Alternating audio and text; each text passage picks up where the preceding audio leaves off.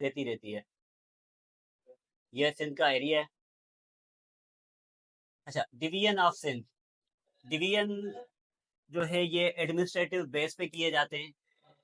जब कोई इलाका बहुत बड़ा होता है तो उसको डिवीजन में हम चेंज करते हैं। डिवीजन में चेंज करने के बाद उसको डिस्ट्रिक्ट में करते हैं। डिस्ट्रिक्ट के बाद तहसील में करते हैं, जिसको सिंधी में हम तालका कहते हैं। अच्छा, तो टोटल डिवीजन जो है वो 7 डिवीजन है इस टाइम करंटली जो मौजूद हैं सिंध के अंदर। वो पहला हमारा जो डिवीजन है, जो सब बड़ा डिवीजन, वो है कराची डिवीजन है। फिर हैदराबाद डिवीजन। हैदराबाद के बाद है हमारा सखर डिवीजन, मीरपुर खास। मीरपुर खास के बाद जो है वो हमारा आ जाता है लड़काना डिवीजन। ये पहले, इससे पहले जो थे ना, 2014 से पहले ये हमारे 5 डिवीजन थे।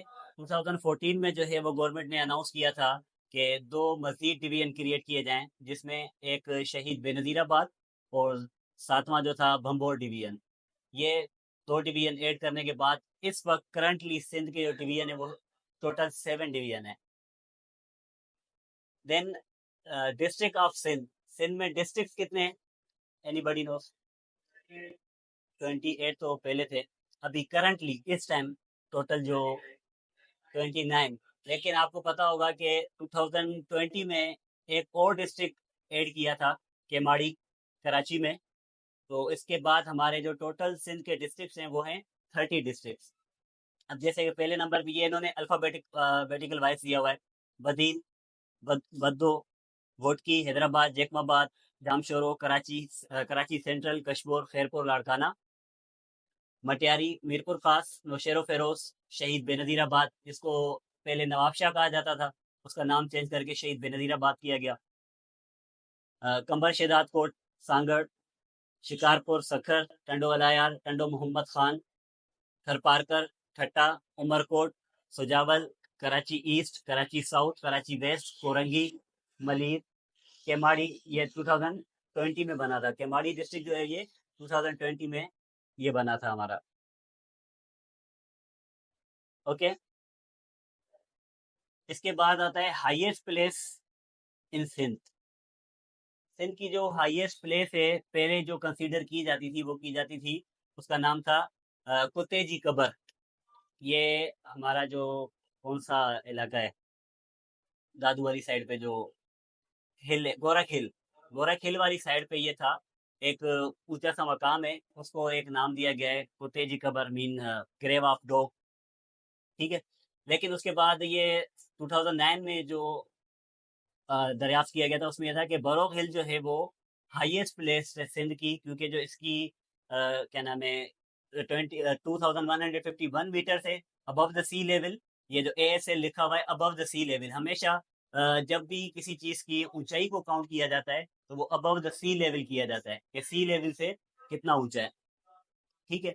तो इस हवाले से जो इसका फीट में बनता है वो बनता है 7056 फीट।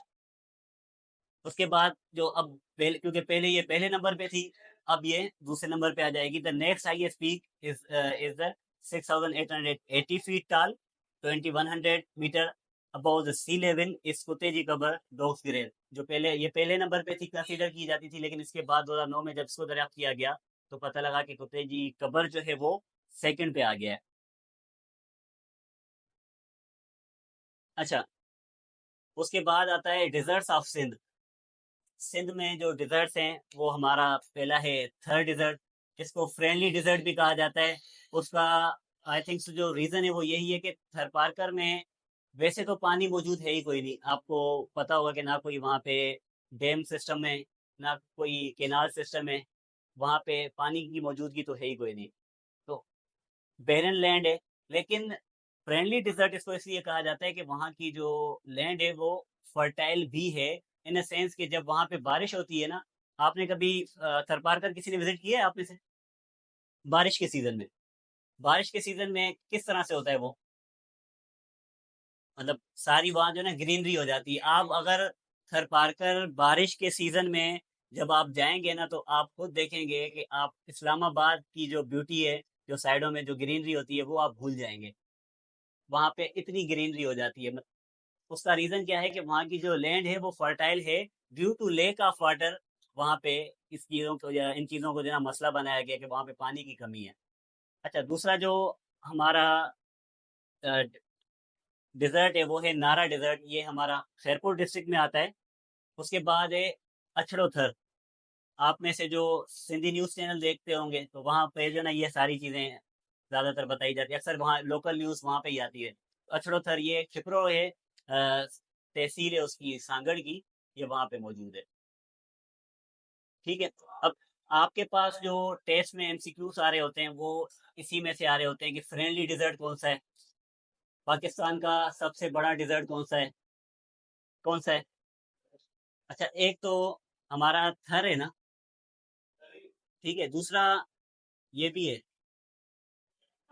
हल, ये किधर है, ये पंजाब में है। तो अक्सर जो कैंडिडेट्स, न्यू कैंडिडेट्स जो परेशान होते हैं वो इन दो ऑप्शन में हो रहे होते हैं, थर में और थल में। तो हमेशा जब भी आपको पाकिस्तान का बड़ा डिजर्ट पूछा जाएगा वहां पे आपका थर आएगा, जो कि सिंध में है। बस इस चीज से याद कर लें कि जो बड़ा है वो सिंध में है, बड़ा जो डिजर्ट वो सिंध में है, और दूसरा जो है वो थल पंजाब में है, चुल्स्तान वाली साइड पे। उसके बाद अचड़ो थर है जो कि खिपरो सांगर डिस्ट्रिक्ट में है। Should we stop? अच्छा, बेराजेज इन सिंध। तो टोटल सिंध के अंदर जो बेराजेज आती हैं वो कितनी है, कौन सी? सखर बैराज और गुड्डू बैराज। और कोई आप में से? ओवरऑल जो इंडस रिवर पे जो बैराजेज हैं वो कितनी हैं, इंडस रिवर पे मतलब जहाँ से स्टार्ट हो रहा है यहाँ तक टोटल कितने बैराजेज हैं? ओवरऑल इंडस रिवर के ऊपर 5 बैराजेज हैं। जो सिंध के अंदर हैं वो हैं 3, जिसमें से जो सबसे बड़ा बैराज है वो है हमारा सखर बैराज, जिसका रियल नेम जो है वो लॉयड बैराज है। अब Sakhar Barrage is on the river Indus near the city of Sakhar, Sindh. The barrage was built during the British Raj from 1923 to 1932 and was named Lloyd Barrage. Lloyd जो था उस time का viceroy था, उसके नाम पे ये की गई थी। और ये 1923 में इसका काम स्टार्ट हुआ था, जो कि आई थिंक सो 1 जनवरी 1932 को ये इसका काम ख़त्म हुआ था। जो इसका अफ्ताह हुआ था वो 1 जनवरी 1932 को हुआ था। अब ये पाकिस्तान और तकरीबन एशिया के अंदर अगर देखा जाए तो सबसे बड़ा इरिगेशन सिस्टम जो था वो हमें सखर बैराज ने प्रोवाइड किया था। सखर बैराज के बनने से पहले कोई 20,000 एकड़ जो ज़मीन थी वो आबाद होती थी सखर मतलब इंडस रिवर के वाटर से। जब सखर बैराज बन गई तो उसके बाद कोई 80,000 एकड़ ज़मीन जो थी वो हमारी जो है ना वहाँ तक पानी पहुँचने लग गया। और वहाँ पे सारा ये मतलब जो ज़मीन का काश्तकारी का जो निज़ाम था वो बहाल हो गया था आफ्टर सखर बैराज, क्योंकि सखर बैराज से कैनाल निकाले गए थे। वो कैनाल सिस्टम का जो पर्पस था वो यही था कि जिन एरियाज़ में पानी की फराहमी नहीं होती, जहाँ पे दरिया का गुज़र नहीं है, वहाँ पे पानी पहुँचाया जाए।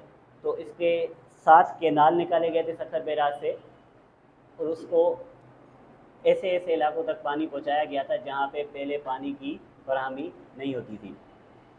अच्छा, उसके साथ अगर हम ऐड करें तो सखर बैराज का जो मटेरियल है, जो इसके अंदर दरवाजे आपने देखे होंगे ना ब्लैक कलर के लोहे के लगे हुए, ये दरवाजे जो थे उस टाइम लंदन से मंगवाए गए थे।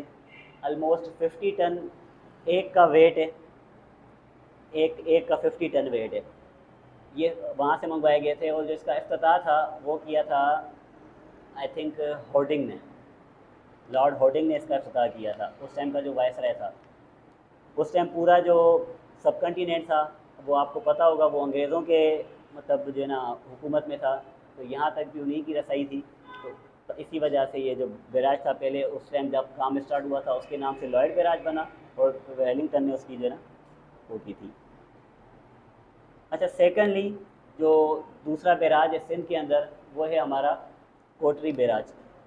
कोटरी barrage also known as the Ghulam Muhammad barrage. ये एमसीक्यूज आपके पास आता होता है कि कौन सी बैराज को गुलाम मोहम्मद बैराज कहा जाता है, तो वो हमारी कौन सी है, Kotri barrage. Kotri barrage is on the Indus River between the Jamshiro and Hyderabad in the Sindh province of Pakistan. The barrage was completed in 1955 and was inaugurated by Ghulam Muhammad, जो कि उस वक्त के प्रेसिडेंट थे। ठीक है, तो उसी के नाम से इनको मंसूब कर दिया गया था। लेकिन ज़्यादातर अभी जो फेमस है वो कोटरी बैराज से, जैसे सखर बैराज के नाम से ही मशहूर है, लेकिन उसका जो रियल नेम है वो है लॉयड बैराज। इसी तरह कोटरी बैराज भी कोटरी बैराज से ज़्यादातर मशहूर है, लेकिन उसका जो रियल नेम है वो है गुलाम मोहम्मद बैराज। ठीक है,